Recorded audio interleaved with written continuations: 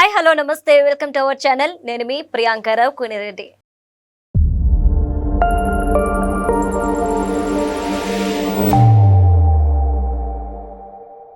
హరిహర వీరమల్లు అంటే ఎంత ఎక్స్పెక్టేషన్స్ పెట్టుకున్నారో అభిమానులు పవన్ కళ్యాణ్ గారి సినిమా అని చెప్పి గ్రాఫిక్స్ పరంగా కాస్త డిసప్పాయింట్ చేసిన విషయం అందరికీ తెలిసిందే. అయితే ఇప్పుడు పెద్ద డౌట్ వచ్చింది. ఇప్పటి వరకు పుష్ప 2 and 1 రికార్డ్స్ ని హరిహర వీరమల్లు బద్దలు కొడుతుంది అని ఫ్యాన్స్ చాలా గట్టిగా ఫైట్ చేశారు.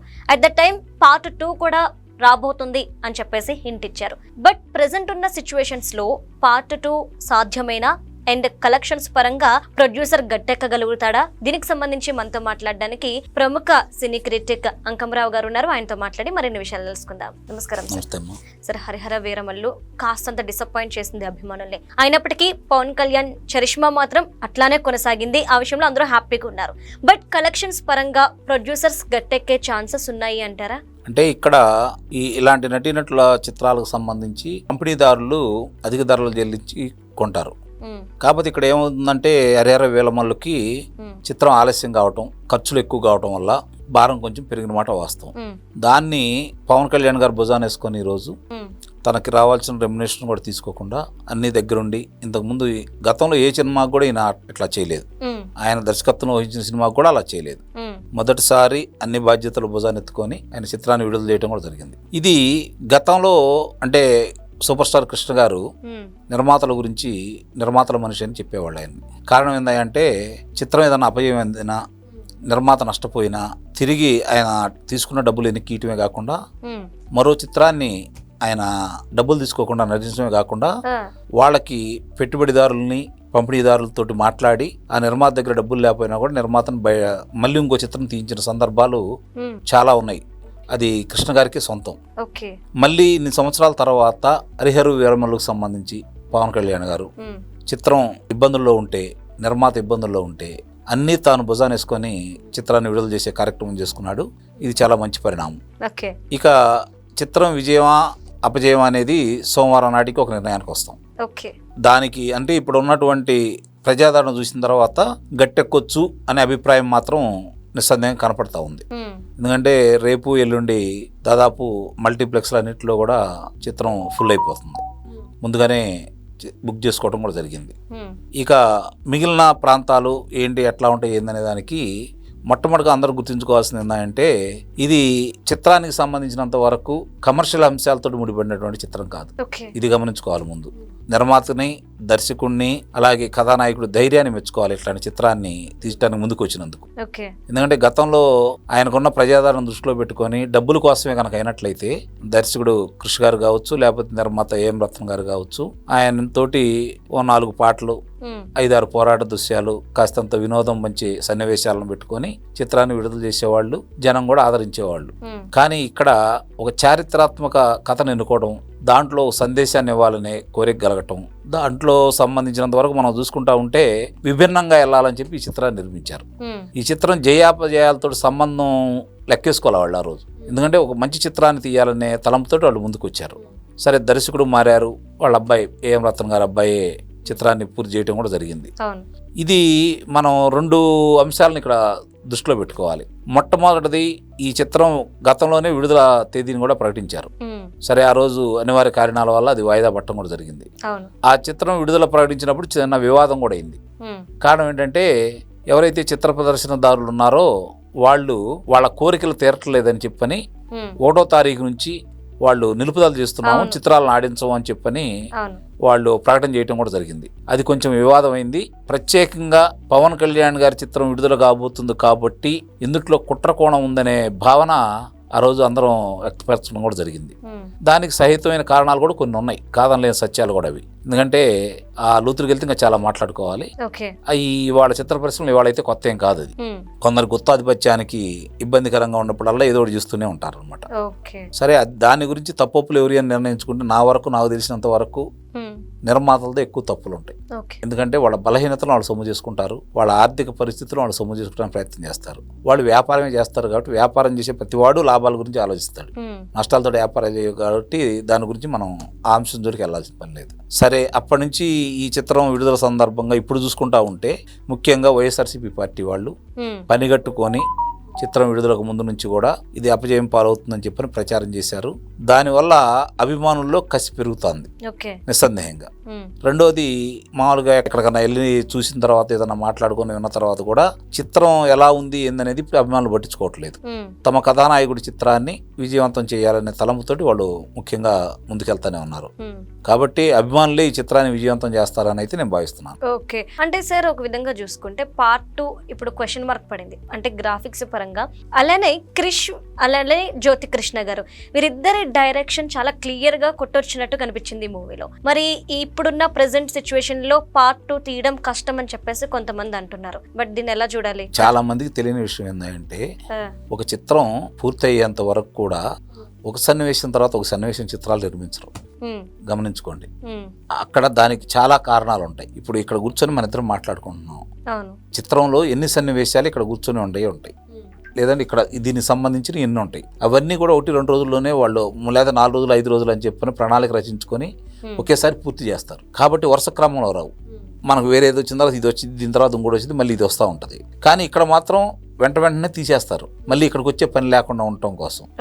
కాబట్టి కొంత ఆయన తీశాడు, చివరి ఇళ్ళు తీశారు అనుకునేది తప్పు. ఆయన అంత తీశాడు అనేది ఆయనకు తెలుసు, పూర్తి చేసిన వాళ్ళకి వీళ్ళకే తెలుసు. ప్రేక్షకులు ఊహించుకుంటే అది పొరపాటే అవుతుంది.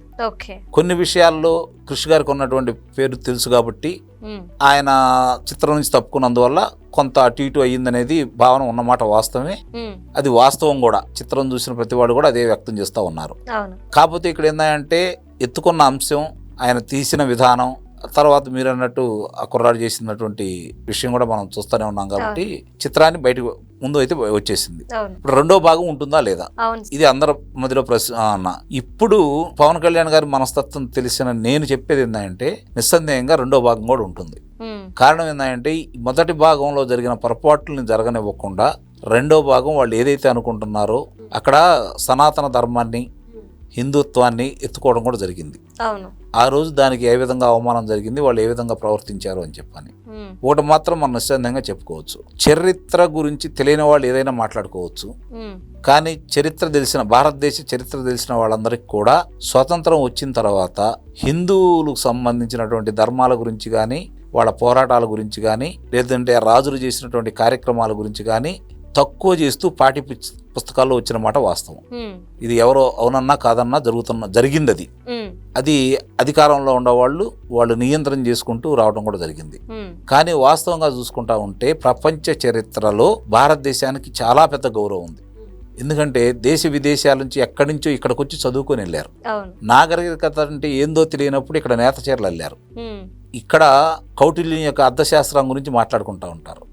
ఈ రోజుకి భగవద్గీత చాలా దేశాల్లో భగవద్గీతని ప్రామాణికంగా తీసుకుంటున్నారు, రామాయణాన్ని తీసుకుంటున్నారు. మన కుటుంబ వ్యవస్థను గురించి పాశ్చాత్య దేశాలు అనుసరించాలని ప్రయత్నం చేస్తూ ఉన్నాయి. అలెగ్జాండర్ లాంటి వ్యక్తి కూడా తను చనిపోయిన తర్వాత చేతులు 2 పైకెత్తమని, ఆ బంగారు నాణ్యాలు వదిలేయమని ఈ విధంగా చెప్పాడు. కారణం ఏంటంటే మనం ఎంత చేసినా కూడా పోత తీసుకొని వెళ్ళలేము, దీనికోసం ఇంత తాపత్రయం ఎందుకు అనేది ఒక భావన. వాళ్ళ తల్లిగారు కావచ్చు, వాళ్ళ గురువులు కావచ్చు, భారతదేశం విశిష్టత గురించి చెప్పి ఇక్కడ ఉన్నటువంటి మట్టిని తీసుకొని రమ్మన్నారు వాళ్ళు. కానీ మొఘలాయులు చేసినటువంటి విధ్వంసం మామూలుదైతే కాదు. ఎందుకంటే హిందువులకు సంబంధించిన దేవాలయాలు ధ్వంసం చేయటం కావచ్చు, ఇక్కడ నాగరికతని నాశనం చేసే విధంగా వాళ్ళు చేయాల్సిందంతా చేశారు. కానీ ఇక్కడ గమనించుకోవాల్సింది ఏంటంటే ఎంతమంది ఏం చేసినా కూడా భారతదేశానికి సంబంధించిన ఏ రాజులు కూడా పొరుగు దేశాల మీదకి వెళ్ళి ఎప్పుడు దండెత్తలేదు, పొరుగు దేశాలని దోచుకోవాలని ఎప్పుడు ప్రయత్నించలేదు. కానీ వాళ్ళు ఆ పని చేశారు. అయినా సరే ఇప్పటికీ నిటారుగా నిలబడి రొమ్ము విరుచుకొని దమ్ముగా నిలబడింది ఈ భారతదేశం. హైందవ ధర్మాన్ని వాళ్ళు ఏ విధంగా నాశనం చేయాలనుకున్నా కూడా ఏమీ చేయలేకపోయారు. మన సనాతన ధర్మాన్ని కావచ్చు, మన సంస్కృతిని కావచ్చు, మన ఆచార వ్యవహారాలను కావచ్చు, వాళ్ళు ఏమీ చేయలేకపోయారు. ఇప్పటికి కూడా ఇంత పాశ్చాత్య పోకడలు ఇంకా వెదజల్లుతున్నామన్నా కూడా ముఖ్యంగా ఈ రోజు చూసుకుంటా ఉంటే శ్రావణ శుక్రవారాన్ని ఏ విధంగా చేసుకుంటున్నాము, వినాయక చవితి ఏ విధంగా చేసుకుంటున్నాము, దసరాని ఏ విధంగా చేసుకుంటున్నాము, ఉగాదిని ఏ విధంగా నేర్పుకుంటున్నాము, మన కళ్ళ ముందు కనపడుతూనే ఉన్నాయి. అంటే ఇప్పుడు ఈ కాలంలో కూడా ఆచరిస్తున్నారు. అంటే పురాతన కాలంలో మనకున్నటువంటి విశిష్టత ఏంటి, మన దేశానికి ఉన్నటువంటి నియమ నిబంధనలు ఎలా ఉండేవి, మనకి సంబంధించిన వరకు బయట వాళ్ళు వచ్చి ఇక్కడ ఏదైతే నలంద విశ్వవిద్యాలయంలో కావచ్చు, తక్షశిల కావచ్చు, మరి మిగిలిన చోట కావచ్చు చదువుకొని వెళ్ళటానికి వచ్చారంటే ఇక్కడ ఏమి ప్రపంచం కంటే ఇక్కడ ఏం గొప్పగా ఉంటే వచ్చారు, ఇది గమనించుకోవాలి కదా. అంటే మొట్టమొదటి నుంచి కూడా ఇక్కడ ధర్మాన్ని బోధించేవాళ్ళు, పరిపాలన ఎలా ఉండాలి, రాజు ఎలా ఉండాలి, రాజధర్మం ఎలా ఉండాలి, రాజదండన ఎలా ఉండాలి ఇక్కడ నేర్పించేవాళ్ళు. యుద్ధ కౌశల్యంలో కావచ్చు, లేకపోతే న్యాయాన్యాయాల గురించి కావచ్చు, ఇవన్నీ కూడా ఇక్కడ బోధించి పంపించేవాళ్ళు. అది సామాన్యుడికి అందుబాటులో లేదు ఒకనాడు విద్య, కానీ ఎక్కడెక్కడ వాళ్ళు వచ్చి ఇక్కడ నేర్చుకొని వెళ్ళేవాళ్ళు. అంటే మనది కర్మభూమి అంటారు మనది.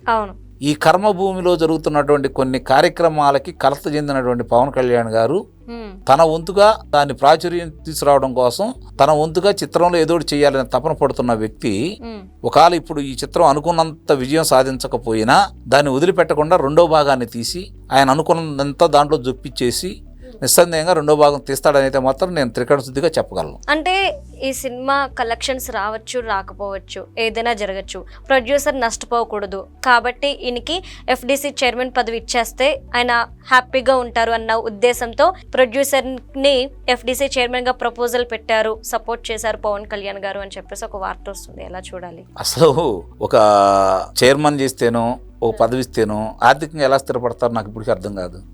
నెలవారీ ఖర్చులు వెళ్ళిపోవచ్చేమో, వాహన ఖర్చులు తప్పొచ్చు, నివాస ఖర్చులు తప్పొచ్చు, అన్నీ మానుకొని ఒక చిత్ర నిర్మాత ఇక్కడికి వచ్చి ఏం చేస్తాడు? చెన్నైలో ఉండి ఇక్కడికి వచ్చి ఏం చేస్తాడు? ఎంత సంపాదించుకుంటాడు? దాంట్లో ఎంత మిగులుతాయి? ఇవన్నీ తెలియక మాట్లాడుకునే మాటలే. ఆయనకి చిత్రాలు నిర్మించటమే ఆయన ఆలోచన. దానికి ఏ విధంగా సహాయ సహకారాలు చేస్తారంటే దాని గురించి మనం మాట్లాడుకోవచ్చు. రెండో చిత్రాన్ని కూడా ఇట్లానే డబ్బులు తీసుకోకుండా చిత్రం పూర్తి చేయమని, లేకపోతే ఈ చిత్రంలో జరిగినటువంటి చిన్న చిన్న పొరపాట్లు ఏదన్నా ఉంటే వాటిని సరి చేసుకొని అది అన్ని అంగులతోటి, అంటే వాణిజ్యపరమైన అంగులు కూడా మిళితం చేసి మన భారతదేశ సనాతన ధర్మానికి సంబంధించిన ఏది కూడా తక్కువ చూపించకుండా జనాదరణ పొందే విధంగా చిత్రాన్ని ఏ విధంగా చేయొచ్చు అని చెప్పి ఆలోచించుకొని చేస్తే దానికి ఆయన సహాయ సహకారాలు ఎట్టి పరిస్థితుల్లో చేస్తాడు. కాబట్టి ఆ విధంగా చేస్తే ఆ నిర్మాతకు ఉపయోగం ఉంటుంది. ఇక్కడ తీసుకొచ్చి పదవిలో కూర్చోబెడితే ఏమొస్తుంది చెప్పండి? ఏమి రాదు కదా. హోదా వస్తుంది. ఆ హోదా ఆయన ఆర్థిక ఇబ్బందులు అయితే తొలగించదు కదా.